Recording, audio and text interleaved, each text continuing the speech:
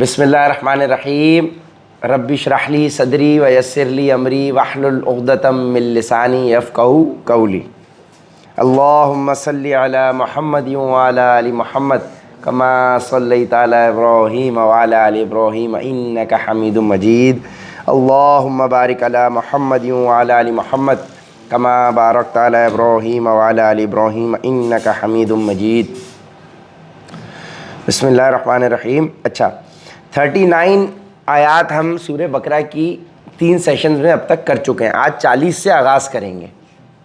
अच्छा, उस 40 को आगाज़ करने से पहले हमने जो 39 के अंदर गो थ्रू किया है, क्योंकि बीच में हमारा संडे का ब्रेक था, तो हम उसको एक छोटा सा रिफ़्रेशर रिमाइंडर ले लेते हैं। टाइम ही टाइम है हमारे पास कौन सा मसला है।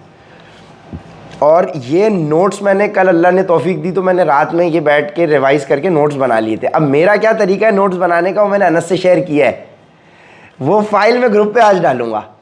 सैफ भाई आप भी गो थ्रू करना, और अनस भाई ये खुलवाएं ज़रा, और आप भी गो थ्रू करना। ये मेरा पैटर्न है, तो उस पैटर्न के हिसाब से आप फिर देखना कि आपका क्या पैटर्न है। ज़रूरी नहीं है कि आप ये वाला करो, ये इंसान का अपना ही होता है, जिस तरह से उसको जहन को आसानी लगे। अच्छा, अब जैसे इसके अंदर हमने अल्लाह का ज़िक्र जहाँ आया ना, तो अल्लाह की क्या क्या खुसूसियात अब तक ज़िक्र हो गई। तमाम तारीफ़ें अल्लाह के लिए, तमाम जहानों का परवरदिगार है, मेहरबान है, आखिरत के दिन का मालिक है, इल्म और हिकमत का मालिक है, इल्म और हिकमत अल्लाह के पास है, और हर चीज़ का जानने वाला है। तो अल्लाह की हेडिंग मैंने लिखकर उसके नीचे जो जो उसकी क्वालिटीज़ आई हैं वो लिखी, और सामने वो रेफरेंस की कौन सी आयत है वो नंबर मैंने लिख दिया। अब अल्लाह से रिलेटेड जो जो उसकी क्वालिटीज़ आएंगी ना, वो हम उस कॉलम में लिखते चले जाएंगे, ठीक है ना। अब एक हेडिंग हमने अल्लाह के नाम की बनाई, एक हेडिंग हमने बनाई कुरान पाक की, कुरान की।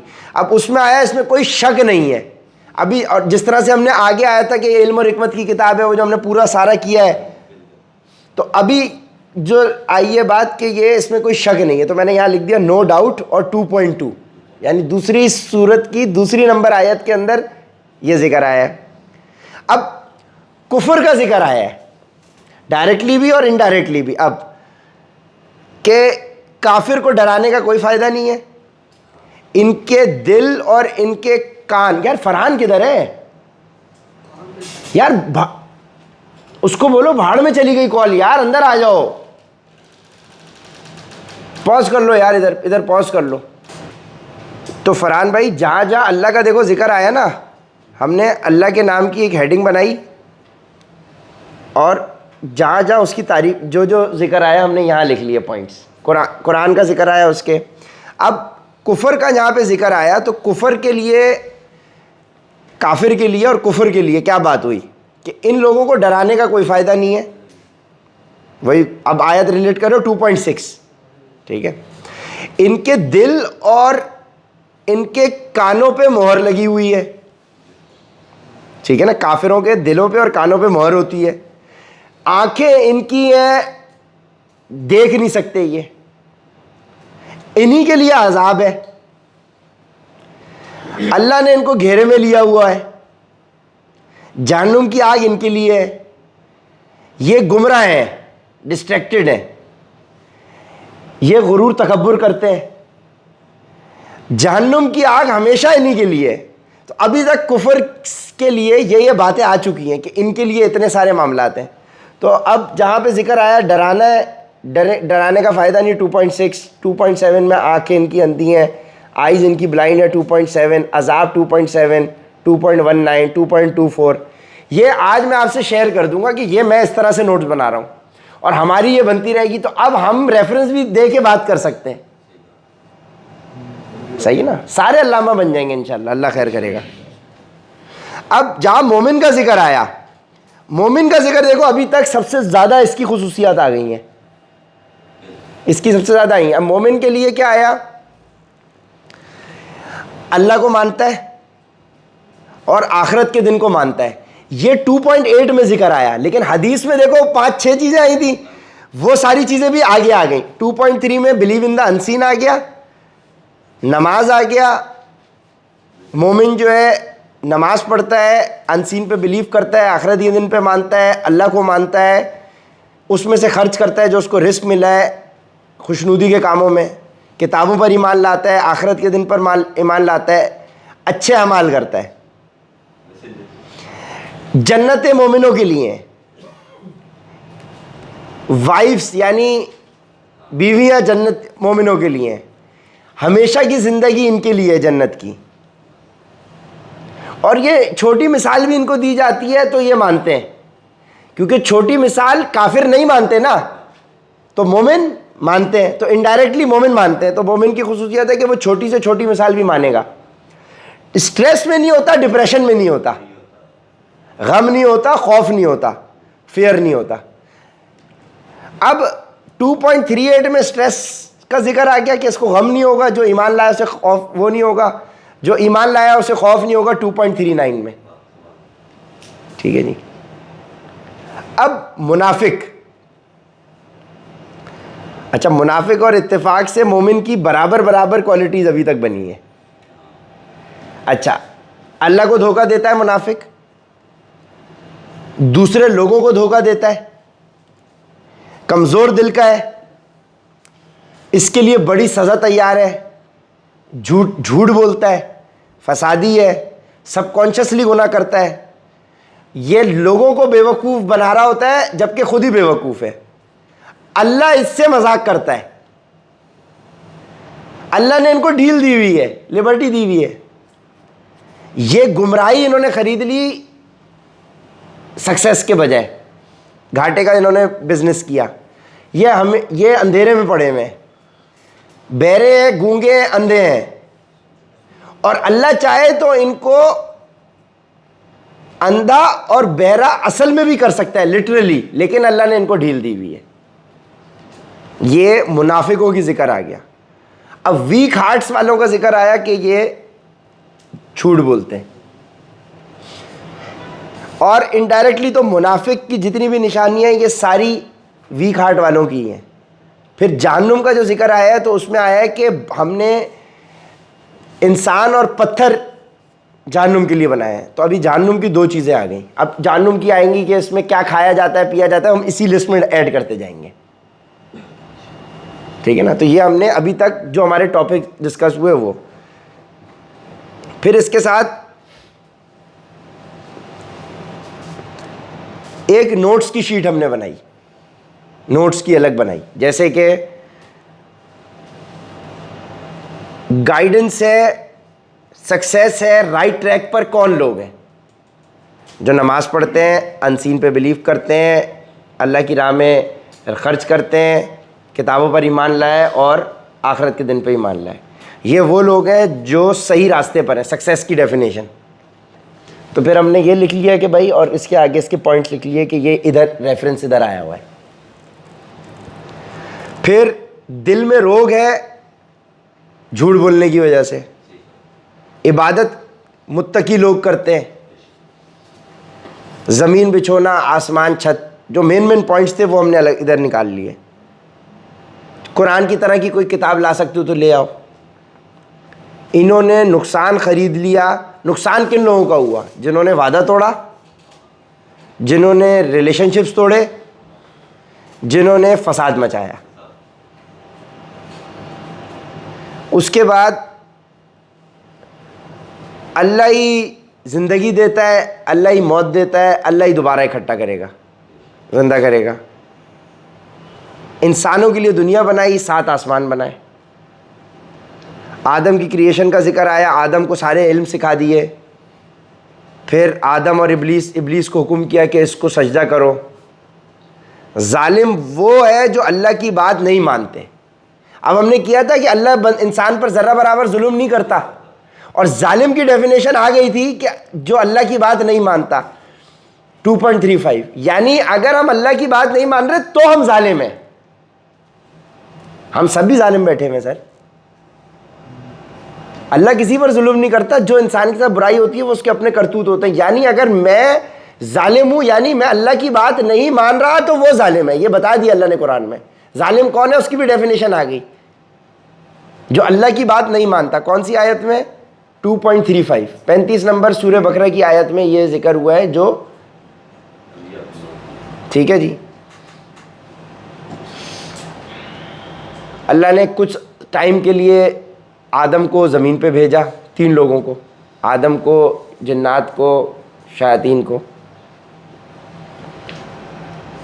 जो अल्लाह की गाइडेंस पे अमल कर रहा होगा उसे स्ट्रेस और खौफ नहीं होगा। ये पॉइंटर्स के साथ हम सारी चीज़ें यहाँ पे नोट भी कर ली, कौन सी आयत में किधर लिखा हुआ है, और ठीक है जी, नोट्स भी बन गए और जो मेन पॉइंट्स थे उनके हेडर्स भी बन गए।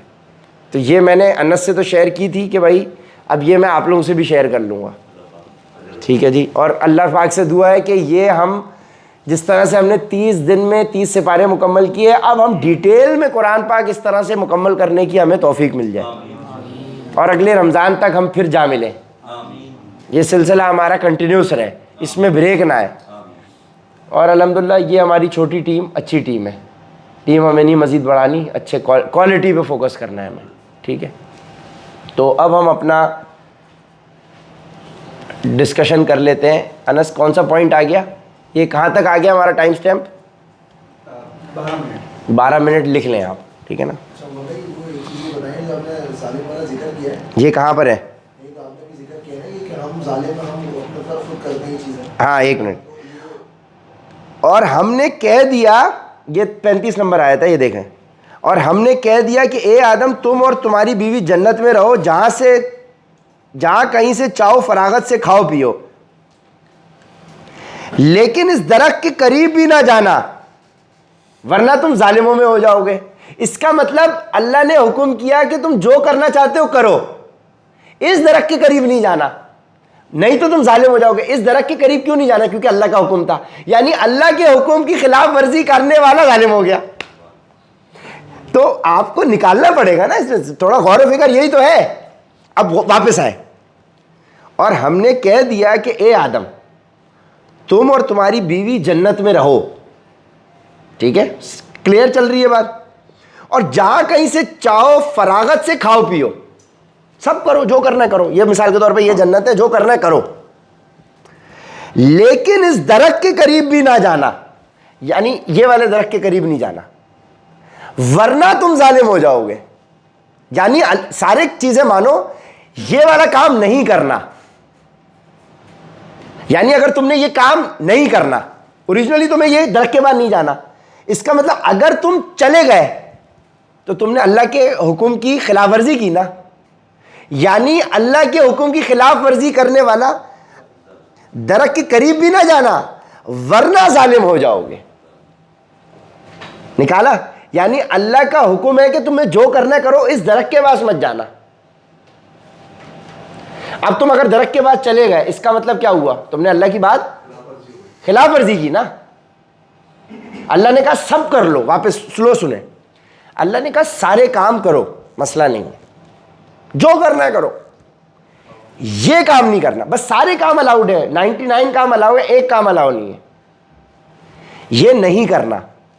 मैंने वही काम अगर कर लिया, अल्लाह की मैंने नहीं मानी ना, नहीं मानी, दरख्त के करीब भी ना जाना वरना जालिम हो जाओगे। यानी करीब भी ना जाना, खाने पीने की बात तो बात है, करीब भी ना जाना, यानी अल्लाह के हुक्म की खिलाफ वर्जी जहां की उसके करीब भी चले गए, मूवी देखने के करीब भी चले गए, मीडिया इंडस्ट्री के करीब भी चले गए, मर्द और औरत का इख्तिलात है उसके करीब भी चले गए, तो जालिम हो जाओगे।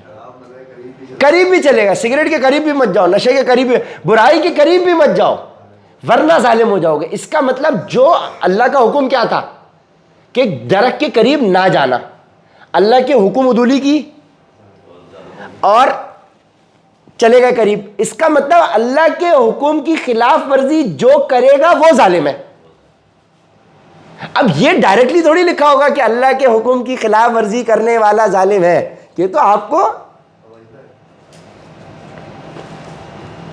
इसे गौर व फिक्र ही कहेंगे आप। अब जालिम की डेफिनेशन मौजूद है अंदर, नहीं सेशन के बाद ये पॉइंट नोट करें ना, पेपर पेन का है, हाँ पे नहीं, नोट होना चाहिए क्योंकि आगे और भी पॉइंट्स आएंगे। सही है, ये आप इनको दे दो, ये लिख लें जब तक अपना पॉइंट जो। हाँ नहीं नहीं, आगे और भी आ सकते हैं, हंसने की बात नहीं है भाई, हमारी भी जहन से निकल जाता है। ठीक है इब्राहिम भाई, क्लियर हुआ? यही मतलब है ना। देखो अगर कोई और मतलब है तो आप बताओ, वकील साहब बैठे हुए हैं, वकील साहब यही निकलेगा ना इससे मतलब। तुम दरख्त के करीब भी मत जाना वरना जालिम हो जाओगे। यानी जालिम कौन हुआ? तभी तो वो दुआ मांगी जा रही है, रब्बना ज़लमना अनफुसना, अल्लाह ए रब हमारे, हमने अपनी जानों पर जुल्म किया। अब जब हम 2.39 नहीं वो जो 440 और 479 जब हम पढ़ेंगे कि अल्लाह जर्रा बराबर जुल्म नहीं करता, जो भलाई होती है अल्लाह की तरफ से, जो तुम्हारे साथ बुराई होती है तुम्हारे अपने करतूत है। इसका मतलब मेरे पर जो भी बुराई आ रही है, मैंने अल्लाह के हुक्म की खिलाफ वर्जी की होगी तभी मेरे में बुराई आ रही है। मैं जालिम हूं, मैं ही तो जालिम हूं भाईजान। हम दूसरे पे उंगली उठाने से पहले अपनी तरफ देख लें, हम 80% तो मैं हूं जालिम। तो ये गौर व फिक्र करने से आएगी। जालिम की डेफिनेशन भी आ गई आज, जो अल्लाह के हुक्म की खिलाफ वर्जी करता है। कहाँ है? 2.35 में डेफिनेशन लिखी हुई है, जाओ देख लो, 2.35 में डेफिनेशन लिखी हुई है। तो बहरहाल अब हम 2.40 से स्टार्ट कर रहे हैं। क्या टाइम स्टैम्प हो गया अनस भाई? 17 मिनट तक तो हमारी पुरानी डिस्कशन रिवाइज हो गई। बिस्मिल्लाहिर्रहमानिर्रहीम। ए बनी इसराइल, मेरी इस नेमत को याद करो जो मैंने तुम पर इनाम की, और मेरे अहद को पूरा करो, तुम्हारे अहद को पूरा करूंगा और मुझी से डरो। अब इसमें यानी बनी इसराइल मेरी इस नेमत को याद करो जो मैंने तुम पर इनाम की, यानी नेमत जो है वो इनाम के तौर पर दी जा रही है। नेमत जो है वो गिफ्ट है, नेमत इज गिफ्ट, आ गया। और मेरे अहद को पूरा करो, यानी मेरे वादे को पूरा करो। मैं तुम्हारे अहद को पूरा करूंगा, यानी तुम मेरे वादे को पहले तुमने पूरा करना है, फिर मैं पूरा करूंगा। अहद को पूरा करो, फिर मैं पूरा करूंगा, और मुझी से डरो। सही है। अब पाकिस्तान बना लिया, पाकिस्तान किस अहद के तहत बनाया आपने? ला इलाहा इल्लल्लाह मोहम्मद रसूलुल्लाह, अल्लाह तेरा निज़ाम नाफिज करना है। आपने अल्लाह का निज़ाम नाफिज किया, आपने इसीलिए बनाया था ना सर। पाकिस्तान का मतलब क्या? ला इलाहा इल्लल्लाह, यही मतलब था ना।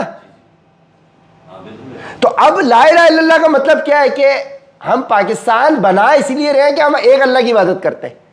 मतलब क्या हुआ? इसका मतलब हम अल्लाह को वादा ये करके आए थे कि अल्लाह हमें हिंदू इबादत करने नहीं दे रहा, हम अमन के साथ रह नहीं पा रहे, मस्जिदों के अंदर हमला हो रहा है, गायों को तेरा हुक्म है ज़िबा करने का, वहां पे काटना मना है, वहां पे दंगे फसाद हो रहे हैं। अल्लाह हमें एक अलग वतन चाहिए जहां पे हम तेरी इबादत कर सकें। तो पाकिस्तान का मतलब क्या? ये लफ्ज इस्तेमाल कर लिया। अल्लाह ने बोला ठीक है, और ओरिजिनली अल्लाह ने अपना वादा पहले पूरा है, तुमने सिर्फ नियत छोड़ करी, अल्लाह ने तुम्हें मुल्क दे दिया। अब अल्लाह कह रहा है तुम अपना अहद पूरा करो तो मैं अपना अहद पूरा करूंगा। अब अल्लाह का अहद क्या है जो हमने अल्लाह से किया है? कि हमें पाकिस्तान में इस्लाम नाफिज करना है। हमने किया सर? 75 साल से तो नहीं किया, नहीं किया। 75 साल क्या बहुत नहीं होते निजाम नाफिज करने के लिए? सर 75 ईयर्स के काफी नहीं है वकील साहब। हमारे इंटेंशन भी नजर नहीं आ रही सर।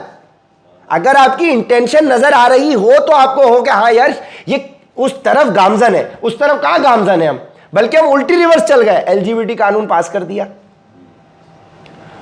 सूदी कारोबारों को इजाजत दे दी, ठीक है जी, फरोग दी। हम ड्राइव इन सिनेमा खोलने की बात कर रहे हैं, लॉकडाउन लगाने की बात कर रहे हैं। सिनेमाओं के फरोग के लिए हमने काम किया, हमने मीडिया इंडस्ट्री को स्कॉलरशिप्स दी, हमने हलाल के टैक्स पेयर के हलाल के पैसे को मीडिया में लगा दिया, हमने रमजान ट्रांसमिशन की, हमने नींव फाश खवातीन के बिलबोर्ड लगाने की इजाजत दे दी। एडवर्टाइजिंग एजेंसी कहां बैठी हुई है? एडवर्टाइजिंग की कोई ग्रुप नहीं है पाकिस्तान में देखने के लिए? औरत का मतलब है छुपा के रखने की चीज़, हमने सब तार तार कर दिया। हमारा तो साबुन भी नहीं बिक रहा औरत को दिखाए बगैर, सिम भी नहीं बिक रही औरत को दिखाए बगैर। हमने ऐद को पूरा किया नहीं किया ना, अल्लाह के हुक्म की खिलाफ वर्जी की, तो सर हम सब जालिम हैं। तो अल्लाह कुरान में आगे कह रहे हैं जालिम पे जालिम मुसल्लत करते हैं, तो हम जालिम हैं, हमारे पे जालिम मुसल्लत है। कुरान झूठ नहीं है, हम जालिम हैं, पीछे पढ़ लिया। और जालिम पे ही जालिम मुसल्लत होता है। हम जालिम थे, हमारे पे जालिम हुक्मरान मुसल्लत हो गए, जैसी करनी वैसी भरनी। और ये भी पढ़ लिया था अल्लाह उस कौम की हालत तब तक नहीं बदलता है जब तक वो अपनी हालत ना बदले। यानी तुम अल्लाह की तरफ आओगे, तुम्हारे पे अल्लाह वाले हुक्मरान आ जाएंगे। अल्लाह वाले जेल में है भाई, सीधी सी बात है।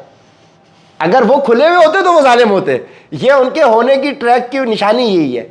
हाँ, वो भी गुनाहगार तो होंगे, हर इंसान गुनाहगार है, लेकिन हम जालिमों में से तो बेहतर ही होंगे भाई। हम तो जालिम हैं, हम तो जुल्म कर रहे हैं, लेकिन एटलीस्ट एक बंदा हक की आवाज़ बुलंद तो करने की उसमें कैपेसिटी है। हक की बात करना कोई आसान काम नहीं है, ठीक है। तो मैं तो उसी डगर पे चलने की नियत करके बैठ गया हूँ। इंशाल्लाह शॉर्टकट में जन्नत ऐसे ही मिलेगी भाई। तो जालिम हुक्मरान के खिलाफ आवाज़ हक बुलंद करना भी जिहाद है, लेकिन जालिम मैं हूं और मैं आवाज़ बुलंद कर रहा हूं तो फिर फ़ायदा थोड़ी है। पहले मुझे जुल्म खुद तो, पहले मुझे तो ट्रैक पे आना पड़ेगा, तभी मैं जवाज़ भी होगा मेरे पास अपना आवाज़ हक बुलंद करने का। अपनी कैपेसिटी में मैं जुल्म कर रहा हूं और मैं हुक्मरान को कह रहा हूं तू जुल्म कर रहा है, बेकार है। जालिम ही जालिम के ऊपर मुसल्लत है भाईजान। अब खुल रही है कहानी। ए बनी इसराइल, मेरी इस नेमत को याद करो जो मैंने तुम पर इनाम की, यानी अल्लाह की नेमत गिफ्ट के तौर पे दी जाती है, इनाम यानी इनाम की। और मेरे अहद को पूरा करो। और अहद पूरा करवाने से पहले अल्लाह नेमत गिनवा रहा है, यानी अल्लाह ने पहले नेमत दे दी है। सर समंदर पहले भाड़ा था ना, ये देखो ये भी आ गया। यानी अल्लाह पहले नेमत दे रहा है इनाम के तौर पर, और मेरे अहद को पूरा, और बाद में कह रहा है कि मेरे अहद को भी पूरा करो। अल्लाहु अकबर, सुभान अल्लाह, माशाअल्लाह, अल्लाहु अकबर। यानी अल्लाह ये भी नहीं कह रहा कि पहले मेरा अहद पूरा करो फिर मैं इनाम दूंगा। अल्लाह कह रहा है मैंने इनाम पहले दे दिया है, नेमत दे दी है इनाम के तौर पे। अब वो क्या कह रहा है, अब मेरा अहद पूरा करो, मैं जो मैंने तुम पर इनाम की, और मेरे अहद को पूरा करो। मैं तुम्हारे अहद को पूरा करूंगा और मुझी से डरो। यानी अहद को पूरा करना है और अल्लाह से, क्योंकि जब तुम अहद पूरा करने जाओगे तो तुम्हें खौफ होगा, ओ मुझे उठा के ले जाएंगे, हैं? तो अल्लाह से डरो। यानी मेरे को अहद पूरा करने में जब तुम चलोगे तो तुम्हें खौफ आएगा,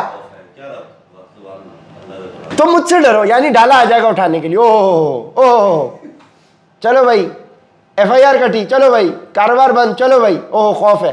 तो अहद पूरा करने में तुम्हें खौफ आएगा, ओह मेरी सप्लाई लाइन कट जाएगी पेट्रोल की, है अमेरिका नाराज हो गया तो मेरी चेयरमैनशिप चली जाएगी, ओह चलो भाई, तो मुझी से डरो। यानी अल्लाह ने नेमत दी इनाम के तौर पे, फिर कहा मेरा अहद पूरा करो, जो तुमने मुझसे किया था मैं तुम्हारा अहद पूरा करूंगा जो मैंने किया है, और मुझी से डरो। सुभान अल्लाह। सर एक ही आयत में कितना कुछ आ गया सर, एक ही आयत में कितना कुछ आ गया माशाल्लाह, 40 नंबर में। और इस किताब पर ईमान लाओ। अब पीछे हमें रखना है क्या आखिरी बात क्या हुई है कि अहद को पूरा करूंगा और मुझी से डरो। डराने के बाद के जिक्र के बाद आ रहा है और इस किताब पर ईमान लाओ। और देखिए पीछे आया था, ये किताब हिदायत है उन लोगों के लिए जो डर रखते हैं, और डर के बाद फौरन फिर किताब का जिक्र। पीछे भी यही आया था, हिदायत है उनके लिए जो डर रखते हैं, हिदायत है डर रखने वालों के लिए। और जैसे ही डर का जिक्र है फिर फौरन किताब का फिर से जिक्र आ गया। रब्त आप देखें जो आप बात कह रहे हो, माशाल्लाह। यही है गौर व फिक्र करने से। ये गौर व फिक्र में तो एक आयत पे 1 घंटा लगेगा, वैसे हमें 1 घंटे में एक सिपारा, वो शौक पैदा करने के लिए काफी है। अगर वो नहीं किया होता तो हम यहां पे भी नहीं आए होते। तो फर्ज नमाज शुरू करोगे तो नफिल और तहज्जुद तक जाओगे। अब फर्ज पढ़ नहीं रहे, डायरेक्ट तहज्जुद पढ़ेंगे। पहले फर्ज तो कर ले भाई। और इस किताब पर ईमान लाओ जो मैंने तुम्हारी किताबों की तस्दीक में नासिल फरमाई है। अब ये बात चूंकि बनी इसराइल के कॉन्टेक्स्ट से हमसे हो रही है, तो ये उनके पर्सपेक्टिव से हो रही है ना, और ये हम डिस्कस कर चुके हैं कि अगर उन्हीं के लिए रेलेवेंट है तो फिर हमसे क्यों जिक्र हो रहा है भाई? हमारे लिए भी मैसेज है, इसीलिए क्योंकि अब पहले वो उम्मत थी, उनके साथ क्या हुआ, अब हम भी एक उम्मत है, हमारे साथ क्या हो जाएगा, उस पर्सपेक्टिव से आपको पास्ट का जिक्र बताया जा रहा है। और इस किताब पर ईमान लाओ जो मैंने तुम्हारी किताबों की तस्दीक में नाजिल फरमाई है, यानी कुरान पाक तुम्हारी किताबों की तस्दीक कर रही है, उस पर ईमान लाओ। और इसके साथ तुम ही पहले काफिर ना बनो, यानी तुम ही इनकार करने वाले ना बनो, जबकि तो तुम्हारी किताब की तो तस्दीक कर रही है, और अपनी किताब को तो तुम मानते हो, तुम्हारी किताब की तो तस्दीक ही कर रही है ना। अगर तुम्हारी किताब की तस्दीक ना करती तो लॉजिक बनती कि तुम ना मानो, नहीं भाई हम नहीं मान रहे, लेकिन अब तो तुम्हारी किताब की तस्दीक कर रही है, तो इसके इनकार करने वाले पहले तुम काफिर ना बनो, और मेरी आयतों को थोड़ी थोड़ी कीमतों पर ना फरोख्त करो और सिर्फ मुझ ही से डरो। मेरी आयतों को थोड़ी थोड़ी कीमत में फरोख्त ना करो, यानी क्लाइंट के लिए कुरान को इस्तेमाल करके अपना प्लान 50,000 से लाख में बेच दिया, कुरान को इस्तेमाल करके, पीछे नियत सिर्फ क्लाइंट के ऊपर रोब जारी करना था। हाँ यार हम तो कुरान की बात करते हैं, सर हमारा कुरान का सेशन स्टार्ट होने वाला है, मैं आपसे 3 बजे बात करता हूँ। सर हमारी हाँ, अगर नीयत हमारी सही है टीच उसको बताने की कि एक्सक्यूज़ के लिए, क्योंकि देखो बड़ा बारीक फ़र्क होगा कि हम, क्योंकि वही ना आलिम सखी और शहीद तीनों जहन्नुम में जा रहे हैं। भाई तूने तो अपनी नीयत इल्म का रोब झाड़ने के लिए उमर भाई नोट्स बनाए थे तुमने, देखो मैं बड़ा अच्छे एक्सेल पे नोट्स बनाता हूँ, और रोब तो तुम्हारा बन गया, तारी हो गया किबरिया भाई पे, वो तो वाह वाह करते रहे, वाह अनस भाई ने भी वाह वाह वाह, उमर भाई वाह वाह हो गई तुम्हारी, बस यहाँ हिस्सा नहीं है।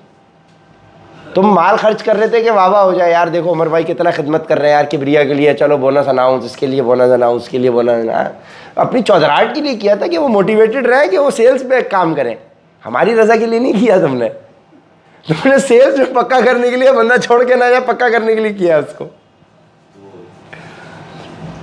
जान दे दी अल्लाह, नहीं मेरे लिए नहीं दी, अपनी पार्टी के लिए दी थी, पार्टी के लिए नहीं पार्टी के लिए, उसमें एल भी आता है ना, क्योंकि ये वाली पार्टियां एल लगवा देती हैं, पार्टी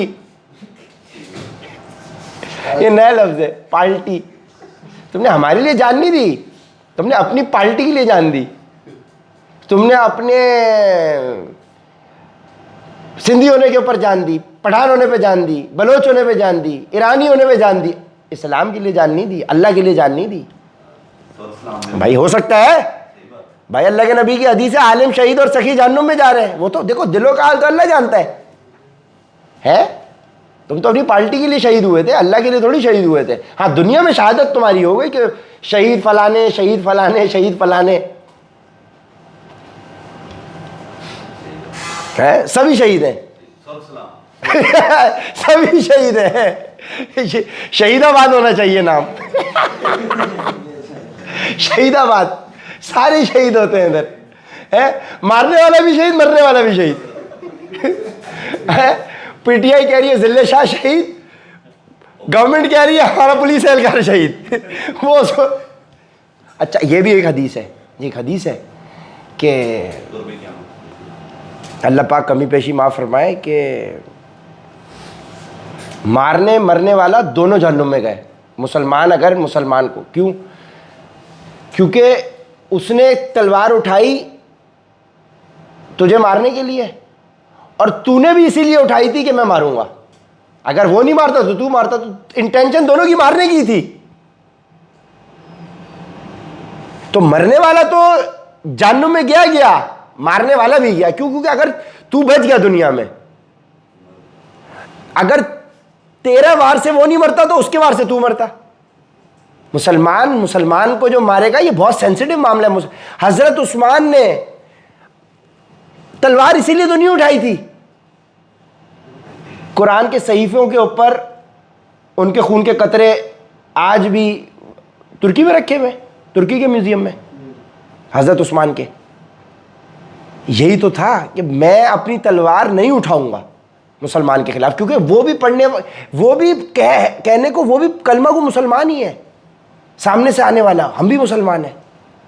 मैं वो दरवाज़ा नहीं बनूंगा कि जहाँ से फितनों का आगाज़ हो जाए। भाई ये कैरेक्टर है, ये अल्लाह के नबी की तरबियत याफ्ता है। चाहे जाए कि यहाँ से पाकिस्तान ईरान पर, ईरान सऊदी अरब पर, ईरान इधर ईरान उधर, हर कोई सबसे अच्छा मुसलमान बना हुआ है। भाईजान अगर दीन की रूह से देखा जाए तो बहुत सेंसिटिव मामला है। पता चला अल्लाह के यहाँ हो सकता है, बेहतर अल्लाह जानता है, लेकिन बज़ाहिर नज़र क्या आ रहा है, दोनों ही कड़े में जलाए जा रहे हैं। क्योंकि मुसलमान तो वो है जो हमने पीछे पढ़ा है, जिसके हाथ पैर, हदीस थी ना, बेहतरीन वो इंसान वो है जिसके हाथ पैर से, मुसलमान वो है जिसके हाथ पैर से दूसरा मुसलमान महफूज रहे। यहाँ तो ना ज़बान से महफूज है ना हाथ से महफूज है। बाकियों को छोड़े, हम अपने आप को ठीक करें। दूसरों की एग्जाम्पल उनको नीचा दिखाने के लिए नहीं, दूसरों की एग्जाम्पल रेलेवेंसी क्रिएट करने के लिए हमें अपने आप को बेहतर करना है भाई। तो इन माहौल में भी अल्लाह हमें हमारा रिज़्क दे देगा। इनफरादी तौर पे हम अगर जालिम नहीं होंगे तो हमारा मामला चलता रहेगा, लेकिन अगर इनफरादी तौर पे हम भी जालिम होंगे तो आप पर भी जालिम टीम लीडर मुसल्लत हो जाएगा। अगर आप जालिम हुए तो आपके ऊपर अगर जालिम टीम लीडर मुसल्लत है, इसका मतलब आप जालिम हो। इनफरादी है ना, इज्तिमाई तौर पे तो हम जालिम हैं कि हम हक के खिलाफ खड़े नहीं हो रहे, तभी जालिम पे जालिम मुसल्लत है। इनफरादी तौर पे अगर मैं जुल्म कम कर रहा हूं तो अच्छा मुझे टीम लीडर मिल जाएगा, अनस भाई मिल जाएंगे, उमर भाई मिल जाएंगे, किबरिया भाई हट के कैसर भाई मिल जाएंगे, शोएब हट के इब्राहिमी मिल जाएगा। भाई जालिम टीम लीडरों से बच गए आप। देखो फरहान जालिम नहीं है भाई, टीम लीडर अच्छा मिल गया। अब अगर जालिम आपको लग रहा है, इसका मतलब आप अपने इनफरादी तौर पे भी जालिम हो। हाँ तो देखो ना, शहरियार और आतिफ नहीं आया आज बच्चे को ले जाने के लिए, तो भाई इसको फिर बच्चे को ही लेके जाइए, ये भी बच्चे को लेके जाए, गफ़ार में भी बच्चे को लेकर जाए। भाई हमें यहाँ नहीं चाहिए, आप घर से करें काम, यहाँ नहीं चाहिए। यहाँ वो चाहिए नहीं जिसके लिए बच्चा इंपॉर्टेंट है। मेरे भी तो बच्चे हैं भाई, मेरे भी बच्चे हैं ना, अब मेरे पास तो ज्यादा राइट है घर पे बैठ के काम करने का। मैं तो सेठ हूं भाई, सेठ बगैर पेट का सेठ है, सेठ उल्टा ही, यहां गंगा उल्टी बह रही है भाई। सेठ घर पे बैठा, ऑफिस में बैठा हुआ है, बात तो सभी सेठ है ना। ये तो सब यही तो कल्चर बनाना था। अच्छा है, ये कल्चर अच्छा है, लेकिन यहां के लिए माहौल खराब है ये। हाँ भाई ये दो बंदे गलत बैठ गए, चलो फरहान उधर बैठो, तुम हुसैन वहाँ बैठ जाओ, हुसैन उठो वहाँ सीधे हाथ पे बैठो, और इस किताब पर ईमान लाओ जो मैंने तुम्हारी किताबों की तस्दीक में नाजिल फरमाई है, और इसके साथ तुम ही पहले काफिर ना बनो, और मेरी आयतों को थोड़ी थोड़ी कीमतों में ना फरोख करो, और सिर्फ मुझ ही से डरो। 42 नंबर आयत अब शुरू हो रही है। और हक को बातिल के साथ खल्त मल्त ना करो और ना हक को छुपाओ, तुम्हें तो खुद इसका इल्म है। हक को बातिल के साथ गड़बड़ ना करो, मिक्स ना करो। हक अलग है, बातिल अलग है भाई, मिक्स ना करो। अल्लाह माफ़ करे, कल मैंने एक हमारे किस लेवल की यार हमारे हुकूमती सरबराहों को नोबेल पीस प्राइज नॉमिनेट कर दिया हमारे उलमा ने।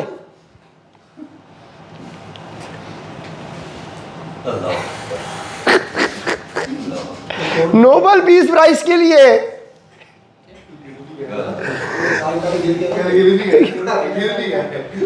अल्लाह खैर यार, हम जालिम है तो हमारे पे भाई मुसल्लत है भाई, जालिम पे जालिम है। या आप अपने आप को जालिम समझो ही नहीं तो ये वही वाली बात हो गई कि कड़के आ रहे हैं, बारिश हो रही है, नहीं हम जालिम नहीं है, हम जालिम थोड़ी हैं। तो फिर तुम्हें सब अच्छा लगेगा। अपने आप को बेवकूफ़ बना के रखना है तो बनाते रहो। वो भी अल्लाह ने कह दिया, ये तुम्हें बेवकूफ़ नहीं बना रहे, खुद को बेवकूफ़ बना रहे। ओह भाई ये तो 40-42 आयात ही लग रहा है कि ट्रैक पे लाने के लिए काफ़ी हो गई। अभी तो सब कुछ बाकी है, ये तो शुरू हुआ है। अब आपने देखा कि सूरह बकरा शुरू में क्यों है, कि शुरू के ओरिजिनली तो शुरू की 5 आयत में सब क्लियर हो गया था भाई, ये 5 काम करने हैं अगर सक्सेस चाहिए तो। 43 नंबर आयत, और नमाज को कायम करो और ज़कात दो और रुकू करने वालों के साथ रुकू करो। यानी ये सिफात किन की आ रही है? मोमिनों की आ रही है ना। अंडरस्टूड है कि भाई ये मोमिनों की सिफात आ रही है, क्योंकि मोमिनों, और नमाज को कायम करो, ज़कात अदा करो और रुकू करने वालों के साथ रुकू करो। तो जो मोमिनों की हमने डेफिनेशन बनाई थी उसमें नमाज का जिक्र था, रुकू का उसमें ऐड हो जाएगा, ज़कात का ऐड हो जाएगा।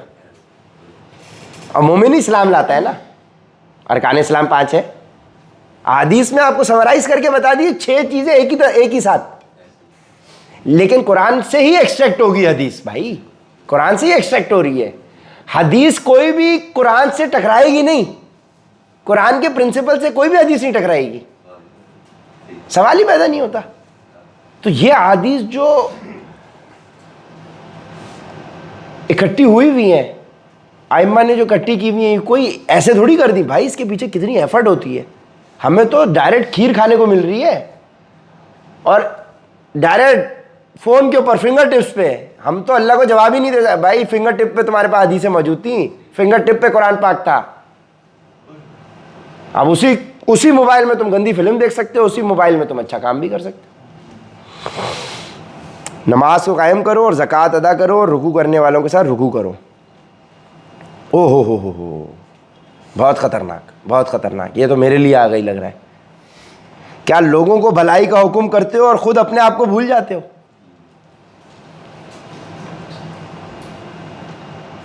कितनी ख़तरनाक बात आई है, किस कदर ख़तरनाक बात आई है। इसीलिए कॉल फेल में अल्लाह अकबर, अल्लाह अकबर।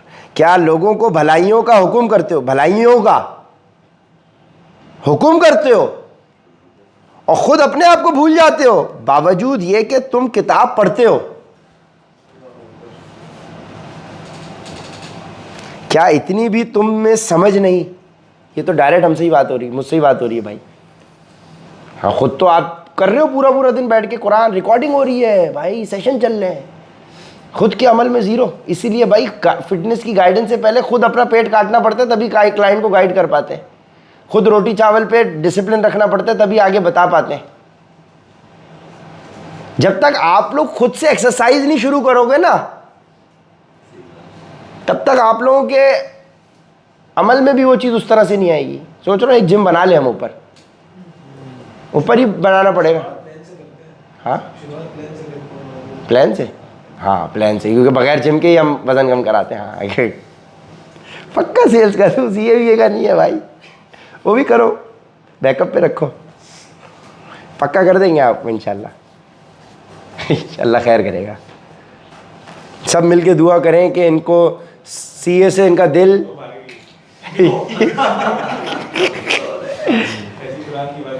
हाँ अच्छा। क्या लोगों को भलाइयों का हुक्म करते हो और ख़ुद अपने आप को भूल जाते हो, बावजूद ये कि तुम किताब पढ़ते हो? क्या इतनी भी तुम में समझ नहीं? और सब्र और नमाज के साथ मदद तलब करो। इस किसके बाद आई है? ये दूसरों को हुक्म करते हो, खुद भूल जाते हो, उसके बाद क्या जिक्र? क्योंकि जब खुद पे अमल करने की बात आएगी तो उसमें आपको बहुत जद्दोजहद करनी पड़ेगी। तो क्या आ रहा है? सब्र और नमाज के साथ मदद तलब करो, यानी अल्लाह की मदद तुम्हारे पे आएगी तब। खुद भी don't preach what you don't practice, practice then preach. तो अब प्रैक्टिस करने के लिए जो आपको नफ्स मारना है, उसमें जो जिद्दोजहद है, उसके लिए सब्र और नमाज के साथ मदद तलब करो। ये चीज़ शाक है मगर डर रखने वालों पर, मुश्किल है लेकिन डर रखने वालों पर नहीं। यानी कि जब मैं जब फरहान को मिसाल के तौर पे बोल रहा हूँ कि यार वक्त के ऊपर आओ, तो मुझे पहले खुद से वक्त पे आना पड़ेगा, पहली चीज़। और दूसरा कि जब मैं उसको गाइड कर रहा हूँगा तो वो एब्सेंट होगा तो मुझे तकलीफ़ होगी, तो मुझे सब्र भी रखना है। और नमाज मुझे पढ़नी है ताकि मैं अल्लाह से एक्स्ट्रा पावर मांगूँ, अल्लाह मेरे लिए मेरे काम को आसान कर, इनके दिलों में डाल, इनको भी कन्वर्ट करके ये भी वक्त पे आना शुरू हो जाए। यानी मुझे जब मैं हक बात का मैसेज आपको पहुंचाऊंगा तो फिर उसके बाद मुझे सब्र से काम लेना पड़ेगा, और मदद नमाज से, नमाज से मदद और सब्र करना पड़ेगा, क्योंकि एरर आएगा। वो बच्चे के लिए निकल गया, वो जो है बेगम के लिए निकल गया, वो आया और बच्चों के लिए फिर निकल गया। तो अब ये एरर्स के ऊपर आपको सब्र करना पड़ेगा। तो हम 2 साल से सब्र कर फल अच्छा हमें नसीब हो रहा है फ़रहान की सूरत में। मेहनत अल्लाह उसका दिल माइल कर रहा है। अल्लाह पाक फ़रहान का दिल मज़ीद माइल करे, ये वक्त का पाबंद हो जाए। आमीन आमीन आमीन। और इसकी टीम के तवस्सुत से इसकी टीम के जो 2 बागी हैं वो भी वक्त के पाबंद हो जाए। 41 मिनट्स हो गए। हाँ 41 हो गए ना, 17 के बाद हमने शुरू किया था ना। 17 के बाद कितने हो गए? 13 मिनट, 24 मिनट हो गए ना। बस 1-2 आयतें और कर लेते हैं। जो जानते हैं कि बेशक वो अपने रब से मुलाकात करने वाले और यकीनन इसी की तरफ लौट कर जाने वाले हैं, ये सब्र और नमाज के साथ मदद तलब करो, ये शीश शाक है मगर डर रखने वालों पर। जो जानते हैं कि बेशक वो अपने रब से मुलाकात करने वाले और यकीनन इसी की तरफ लौट कर जाने वाले हैं, यानी तकवा रखने वाले।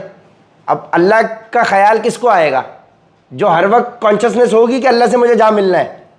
मुत्तकी लोगों की बात है, और मोमिन ही मुत्तकी है ना, मोमिनों की बात हो रही है। यानी नमाज और सब्र करना उनके लिए मुश्किल नहीं है जो मुत्तकी लोग हैं, जो अल्लाह का खौफ रखते हैं, जो आखिरत का जहन रखते हैं। हे औलाद याकूब, मेरी इस नेमत को याद करो जो मैंने तुम पर इनाम की और मैंने तुम्हें तमाम जहानों पर फजीलत दी। या बनी इसराइल को फिर वापस बताया जा रहा है, भाई मैंने तुम्हारे पे नेमत की इनाम के तौर पर, तो उसे याद करो, और तुम्हें तमाम जहान वालों पर फजीलत दी थी। यानी बनी इसराइल से पहले जितने भी जहान वाले थे और जितनी भी उम्मतें गुजरी उन सब पर इनको फौकियत दी थी। हमें क्यों मैसेज दिया जा रहा है? क्यों? क्योंकि अब हमें इन सब के ऊपर फौकियत दे दी है।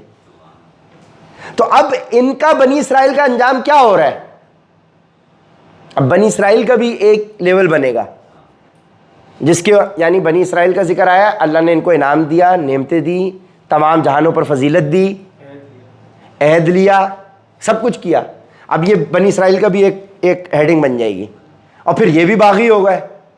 यानी जब फजीलत आपको दी जाती है तमाम उम्मतों पे और आप बागी हो जाते हो तो उनका नतीजा क्या हुआ वो हमने पढ़ा हुआ है। सैलाब आ गया, ये आ गया, वो आ गया, बर्बाद हो गए, सज़ा हो गई, अजाब आ गया।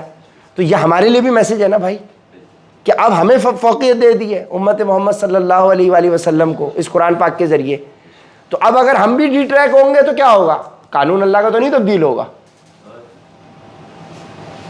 तो वही है, अब उस कानून की फिर भी भलाई है कि हमारे पर जालिम पे जालिम मुसल्लत है, इस बात की निशानदेही के लिए कि हम अपने आप को ट्रैक पर लाएं।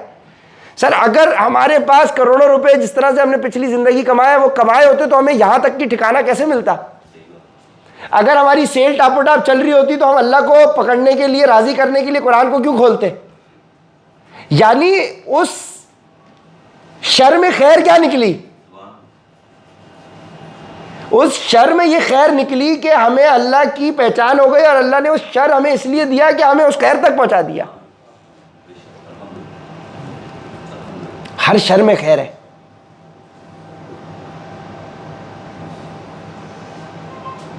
आदम को अल्लाह ने बनाया तो जन्नत में रखा, लेकिन अब जब दुनिया में हमें भेजा और हमने अपने अमाल किए तो अब हमारे पास जन्नतुल फिरदौस का भी एक्सेस है।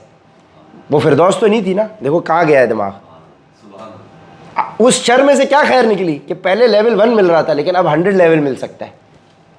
पर्सपेक्टिव है। अब इस बहाने हम इब्लीस के लिए इस्तग़फ़ार नहीं करेंगे इस वजह से वही ना, उसके लिए नहीं करना भाई। पता चला भाई हम भी उसी पार्टी के हो गए। ठीक है। हे औलाद याकूब, मेरी इस नेमत को याद करो जो मैंने तुम पर इनाम की और मैंने तुम्हें तमाम जहानों पर फजीलत दी। उस दिन से डरते रहो जब कोई किसी को नफ़ा ना दे सकेगा। यानी डे ऑफ जजमेंट का जिक्र आ गया, उसकी भी हेडिंग बन गई। उसके नीचे आ जाएगा कि कोई किसी दिन नफ़ा नहीं, डे ऑफ जजमेंट में कोई किसी को नफ़ा नहीं दे सकेगा। अब ये डे ऑफ जजमेंट की खुसूसियात आती जाएंगी। और ना ही इसकी बाबत कोई सिफारिश कबूल होगी, ना कोई सिफारिश कर सकेगा। यानी क़यामत के दिन कोई किसी को फ़ायदा नहीं पहुंचा सकता, कोई किसी की सिफारिश नहीं कर सकता, ना कोई बदला इसके एवज़ लिया जाएगा और ना मदद किए जाएंगे, यानी मदद भी नहीं मिलेगी, ना कोई सोने के बदले तुम्हें जन्नत दे। वो सोना बनाया ही अल्लाह ने था, अल्लाह को वही सोना दे, अल्लाह कीजिए, अल्लाह को दे के कौन सा तुम कमाल कर लोगे। और सोना भी दे कैसे सकते हो, कब्र में तो खाली हाथ ही गए हो, लेके कौन सा गया बंदा। वो प्रॉपर्टी तो ज़मीन के ऊपर रह गई, सोना भी ज़मीन के ऊपर रह गया। अच्छा, कुछ यहाँ पे मैंने सुना है कि अल्लाह पाक कमी पेशी माफ़ फरमाए, कादियानियों के बारे में सुना है कि वो जब दफन करते हैं तो साथ में सोना और ज्वेलरी साथ दफन करते हैं। ब्रुनाई का एक सुल्तान था तो उसने वसीयत की थी। नहीं, एक हमारा दोस्त है, उसके सर्कल में ऐसे हैं कादियानी, सुना है मैंने वल्लाह वालम कि वो इस तरह का मामलात हैं कि भाई वो साथ में सोना दफन करते हैं। गौरकम शरीफ होते होंगे उधर। तो वही ड्यूटी चाहिए क्या तुमको? अल्लाह खैर करें, अल्लाह खैर करें। और जब हमने तुम्हें फ़िरौनियों से निजात दी तो तुम्हें बदतरीन अजाब देते, जो तुम्हें बदतरीन अजाब देते थे, यानी फ़िरौनियों से निजात दी हमारे लिए जब तुम्हें हिंदुओं से निजात दी। रिलेट करें, जो तुम्हें बदतरीन अजाब देते थे, जो तुम्हारे लड़कों को मार डालते थे और तुम्हारी लड़कियों को छोड़ देते थे। हिंदू पाकिस्तान, इंडिया पाकिस्तान का पुराना आप सुने तो यही सारी कहानियाँ आती हैं। इस निजात देने में तुम्हारे रब की बड़ी मेहरबानी थी। अब रब की मेहरबानी थी, रब की कैरेक्टरिस्टिक्स में हम मेहरबानी जिक्र कर चुके हैं, ये पॉइंट लिखने की ज़रूरत नहीं पड़ेगी। वो जो एक्सेल शीट मैंने अभी आपको दिखाई थी, यानी मेहरबानी दोबारा आ रहा है। हाँ, चाहे तो हम मेहरबानी के आगे आयत नंबर लिख सकते हैं कि मेहरबानी का जिक्र दोबारा से 2.49 में आ रहा है। और जब हमने तुम्हारे लिए दरिया चीर फाड़ दिया और तुम्हें इससे पार कर दिया और फिरौनियों को तुम्हारी नज़रों के सामने इसमें डुबो दिया, तुम्हारे लिए दरिया चीर फाड़ कर दिया, तुम्हारे लिए पाकिस्तान दे दिया और फिरौनियों को उसी में डुबो दिया, यानी हिंदुओं को उधर ही रहने दिया, तुम्हें यहां निकाल के ले आए। और उससे पहले बात कर ली थी आपने कि अल्लाह के अहद को पूरा करो, ए बनी इसराइल, अल्लाह के अहद को पूरा करो ताकि अल्लाह तुम्हारे अहद को पूरा करे। रेलेवेंट हो गई बात, आ गई बात। और अल्लाह के नबी ने फरमाया, अल्लाह पाक कमी पेशी माफ़ फरमाया, वो हदीस भी हम लोग इंशाल्लाह पढ़ लेंगे कि इस उम्मत की सबसे ज़्यादा मुमासलत बनी इसराइल के साथ है। तभी तो रेलेवेंट है ना हमारे लिए कुरान पाक। देखो, अगर बनी इसराइल वाली खुसूसियात हमारे अंदर ना होती और अगर वो एरर्स हमारे अंदर ना होते तो फिर लॉजिकली आप बताओ कि उनका वाकया हमें सुनाने की क्या रीज़न बन रही है। सर, कुरान में उनका जिक्र इसीलिए हमें सुनाया जा रहा है कि उनके ऊपर अल्लाह ने मेहरबानी की, अल्लाह ने उनके ऊपर नेमतें दी, अल्लाह ने उनको बख्शिश दी, उनके ऊपर तमाम जहानों पे फजीलत दी। उन्होंने क्या काम किया? नाफरमानी की। नाफरमानी करने वाला जालिम होता है, ये हम पढ़ चुके 2.35 में 35 नंबर आयत में सूरह बकरा की कि पेड़ के पास मत जाना वरना तुम जालिमों में से हो जाओगे। जन्नत में से जहाँ से चाहो खाओ पियो, पेड़ के पास मत जाना वरना तुम जालिम हो जाओगे। यानी अल्लाह के हुक्म की खिलाफ वर्जी करने वाला जालिम होता है। ठीक है जी। और जब हमने तुम्हारे लिए दरिया चीर फाड़ दिया और तुम्हें इससे पार करा दिया और फिरौनियों को तुम्हारी नज़रों के सामने इसमें डुबो दिया। 50 नंबर आयत यहाँ पे हो गई। तो 40 से लेके 50 तक हमने कर ली, 11 आयत आज हमने कर ली। सदक़ल्लाहुल अज़ीम।